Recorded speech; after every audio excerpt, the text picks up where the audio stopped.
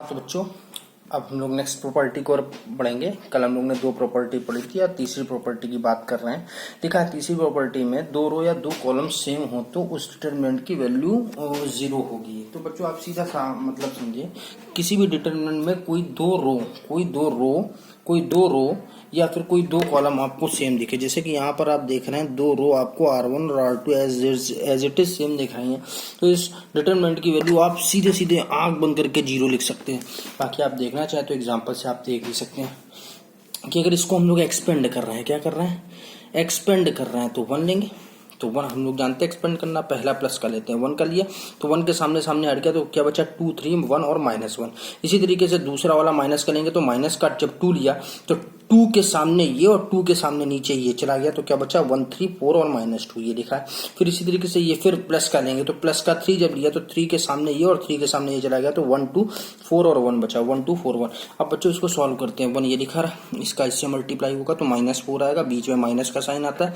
1 का 3 से मल्टीप्लाई, -2 आपका ऐसे ही लिखा रहा, इसका इससे मल्टीप्लाई, इसका इससे मल्टीप्लाई, 3 ऐसे लिखा रहा, 4 1 1 1 और बीच में -4 दूनी 8 आ गया। अब बच्चों अगर इसको हम लोग सॉल्व करें तो ये 1 देगा, ये आपका -4 देगा और ये 3 -3 आ ही गया था। अब बच्चों इसको सॉल्व करते हैं तो ये -7 देगा, इसको सॉल्व करोगे तो -14 देगा और इसको सॉल्व करोगे तो -7 देगा। इसको सॉल्व करते हैं -7, इसको 14 दूनी 28 प्लस 28 हो जाएगा और माइनस का 21 हो जाएगा। अब बच्चों अगर इसको सॉल्व करें तो 28 में 7 गया, प्लस का 21 माइनस का 21 जीरो। तो मैंने बताया था कि अगर दो रो या दो कॉलम एक जैसे हैं तो इसकी वैल्यू जीरो होगी। देखिए रिजल्ट भी जीरो दे रहा है। या नीचे फिर से देख सकते हैं कि एक मैट्रिक्स है, डिटरमिनेंट है, जिसमें दो रो आपको बिल्कुल सेम दिख रही है, 1 3 और 1 3। अगर इसको सॉल्व करते तो 3 1 3, बीच में -1 3 3, तो 3 3 भी जीरो ही देगा। ठीक है बच्चों, इसी तरीके से आगे बढ़ते हैं चौथी प्रॉपर्टी की ओर। लिखा है ये अगर किसी भी डिटरमिनेंट की किसी रो या किसी कॉलम में किसी नंबर से गुना कर दे तो वह डिटरमिनेंट उतने ही गुना हो जाएगा। तो सीधा सा मतलब आप ये समझिए कि एक डिटरमिनेंट है ABCDEFGHI, अगर मैं R1 में K से मल्टीप्लाई हम कर दें तो मान लीजिए R1 ये है, ये आपका R1 है, ये R2 है, ये R3 है। कोई जरूरी नहीं R1 में ही करें, आप R2 में कर लें या R3 में कर लें या C1 में कर लें या C2 में कर लें या C3 में, जो जिसमें मर्जी हो, जहां मल्टीप्लाई करना चाहे मल्टीप्लाई। तो मैं R1 में मल्टीप्लाई कर रहा हूँ, तो R1 में मैंने क्या किया, K से मल्टीप्लाई कर दिया। अब बच्चों इसमें अगर मैं K कॉमन ले लूँ तो फिर ABCDEFGHI आ जाएगा। अब यही डिटरमिनेंट हमारा क्या है, वैल्यू ऑफ डिटरमिनेंट है। तो जो डिटरमिनेंट की वैल्यू आई है वो K टाइम्स ऑफ डिटरमिनेंट, मतलब जिस वैल्यू से मल्टीप्लाई करेंगे वो डिटरमिनेंट उतना ही गुना हो जाएगा। ठीक है बच्चों, अब इसी तरीके से अगली प्रॉपर्टी पांचवी प्रॉपर्टी में आते हैं। अगर किसी भी डिटरमिनेंट में दो रो या दो कॉलम आइडेंटिकल हो, जैसे कि प्रॉपर्टी 3 हम लोगों ने पढ़ी थी सेम हो, प्रॉपर्टी 3 में पढ़ा था ना सेम अगर हो। इसी तरीके से प्रॉपर्टी 5 भी है कि अगर दो रो या दो आइडेंटिकल कॉलम हो या दो रो आइडेंटिकल हो तो उस डिटरमिनेंट की वैल्यू जीरो होगी। जैसे कि हम लोग देख रहे हैं 3 7 21 और 49। तो इस डिटरमिनेंट की बात करें तो ये डिटरमिनेंट में अगर देखा जाए तो दो रो आइडेंटिकल ही है। क्यों अगर इसमें अगर मैं 7 कॉमन ले लूं तो ये आपका 3 बन जाएगा और ये 7 बन जाएगा। तो देखिए दो रो आपकी आइडेंटिकल होगी, तो बाई प्रॉपर्टी 3 इसकी वैल्यू क्या हो जाएगी, इस डिटरमिनेंट की जीरो हो जाएगी और 7 का 0 से मल्टीप्लाई करेंगे तो जीरो आ जाएगा। इसी तरीके से एक और एग्जांपल देखते हैं। 3/3 का अगर एग्जांपल देखें तो हमारे सामने ये दिया गया है 1 5 4 2 10 5 3 15 6। तो अगर बच्चों देखा जाए 5 10 15 में अगर मैं 5 को फैक्टर मल्टीप्लाई के फॉर्म में लेकर 5 को 5 इंटू 1, 10 को 5 इंटू 2 और 15 को 5 इंटू 3। अब मैं 5 कॉमन कॉलम में 5 कॉमन ले रहा हूँ क्योंकि ये C1 है, ये C2 है और ये C3 है। तो मैं C2 से 5 को कॉमन ले रहा हूँ, 5 को कॉमन ले लिया, 1 2 3 आ गया, ये 1 2 3 आ गया और ये 4 5 6 आ गया। और फिर वही बात आ गई कि अगर दो कॉलम आपके एक जैसे दिख रहे हैं, अगर देखिए ना C1 C2 आपको एक जैसे दिख रहे हैं तो इस डिटरमिनेंट की वैल्यू क्या आ जाएगी, तो 0 5 और ये पूरा 0 हो जाएगा। तो रिजल्ट क्या देगा, 0। और सबसे इंपॉर्टेंट प्रॉपर्टी 6 है, स्प्लिट प्रॉपर्टी भी बोला जाता है। स्प्लिट प्रॉपर्टी का मतलब होता है इसको इसमें टर्म्स स्प्लिट होंगे। जैसे आपको दिया गया A + λ1 B + λ2 C + λ3 D E F G H I। तो बच्चों अगर मैं इसको ब्रेक करना चाहूँ तो ब्रेक कर सकता हूँ। पहले वाले टर्म A D G ये लिखा, B E H ये लिखा रहा, C F I ये लिखा रहा। अब प्लस, क्योंकि प्लस है, मान लीजिए अगर माइनस होता तो मैं माइनस लगाता, यहाँ पर प्लस लगा इसलिए प्लस लगा रहा हूँ। अब क्या बचा, दूसरा वाला λ1 D G देखिए लिखा है, λ2 E H ये लिखा है, λ3 F I ये लिखा है। मगर बच्चों ये ध्यान रखिएगा, विशेष ध्यान रखिएगा कि एक रो या एक कॉलम में हो, मतलब जो ऐड या सब्ट्रैक्ट वाले टर्म्स हों वो एक ही रो या एक ही कॉलम में होने चाहिए और कहीं नहीं होने चाहिए। जैसे कि एग्जांपल और मैंने दिया है कि इस तरीके से दिया गया है।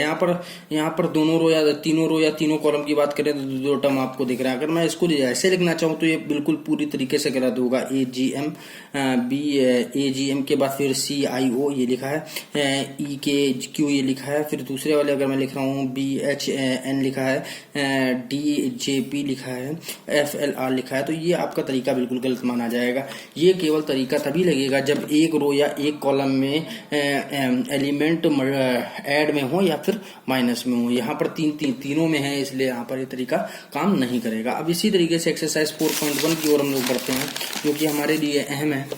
4.1 में अगर हम देखें तो find the value of determinant, किस डिटरमिनेंट की वैल्यू हमको निकालनी है। तो बच्चों हम लोगों ने भी सीखा था कि कोई भी डिटरमिनेंट हो उसको कुछ हम मान लेते हैं, और ये ध्यान रखिएगा ये वाला साइन जो लगा है, जो भी निकालना है उसमें ये वाला साइन लगा दे, यही डिटरमिनेंट का साइन होता है। अब इसको नॉर्मली सॉल्व करने का तरीका होता है इसका इससे मल्टीप्लाई, राइट टू लेफ्ट चलना है, -2 आएगा, बीच में माइनस का साइन आता है, और फिर -4 का मल्टीप्लाई +4 में तो -20 देगा। अब इसको सॉल्व करते हैं, -2 और ये +20 मतलब रिजल्ट आपका 18 देगा। इसी तरीके से दूसरा क्वेश्चन देखते हैं, cos theta minus sin theta और cos थीटा। तो फिर बच्चों राइट टू लेफ्ट चलते हैं, तो cos theta into cos theta, बीच में माइनस आएगा, हर हालत में बीच में माइनस ही आता है, साइन का माइनस साइन से तो sin theta into minus sin theta, तो ये cos स्क्वायर थीटा हो जाएगा, ये माइनस माइनस प्लस कर देगा sin स्क्वायर थीटा, तो रिजल्ट हमारा क्या दे देगा, 1 दे देगा। इसी तरीके से नेक्स्ट क्वेश्चन की ओर बढ़ते हैं। तीसरा क्वेश्चन आपको दिया गया है, ये आपको सेल्फ डू करना है।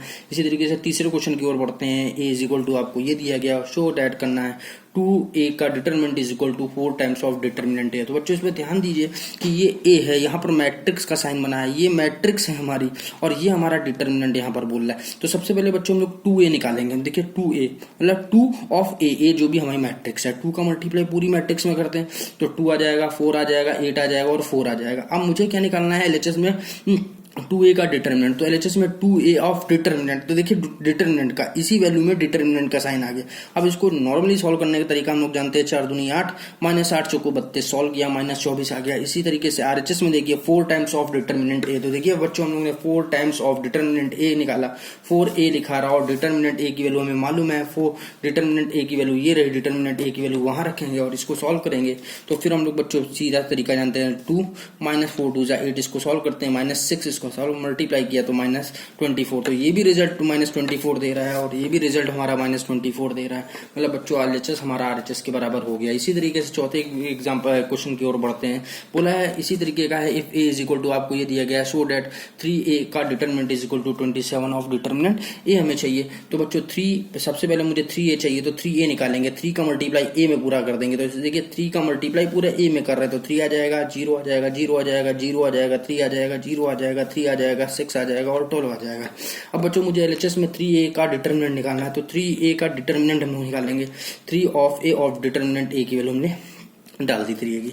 अब बच्चों इसको सॉल्व करने का तरीका हम लोग ने 3/3 का सीखा था। पहले ये 3 लिखेंगे, तो 3 लिखा, 3 के सामने ये और ये हट गया, तो हमारा बच्चा क्या 3 6 0 12 ये लिखा है। फिर इसी तरीके से पहला प्लस दूसरा माइनस, माइनस का 0 लेंगे, जब 0 के लेंगे तो 0 के सामने ये और 0 के सामने ये चला गया, तो बच्चा क्या 0 6 0 12 हमारा ये लिखा है। इसी तरीके से अगला वाला प्लस का 3 लेंगे, तो प्लस का 3 लिखा, 3 के सामने ये और 3 के सामने ये चला गया, 0 3 0 0 हमारा ये लिखा है। अब इसको सॉल्व करते हैं, 12 3 36 -0, ये 0 -0 आ जाएगा और ये 0 -0 आ जाएगा। इसको सॉल्व करते हैं, 36 -0 36, फिर ये 0 और ये 0, 36 को 108। अब बच्चों हम लोग RHS उठाएंगे, RHS में 27 ऑफ डिटरमिनेंट A बोला गया, तो 27 ऑफ डिटरमिनेंट A निकालेंगे, तो 27 ये लिखा रहा, डिटरमिनेंट A की जो वैल्यू थी वो हम लोगों ने लिख लिया। अब इसको सॉल्व करते हैं, 27 आपका यही लिखा रहा। उसके बाद इसको सॉल्व करने का तरीका, 1 ये लिखा, इसके सामने ये और ये हटा दिया, ये और ये 1 2 0 4 लिखा रहा। फिर माइनस का 0 लिया, 0 लेने के बाद इसको हटाया, 0 2 0 4 आ गया। उसके बाद प्लस का 1 लिया, उसके बाद इसको हटाया, 0 1 0 0 आ गया।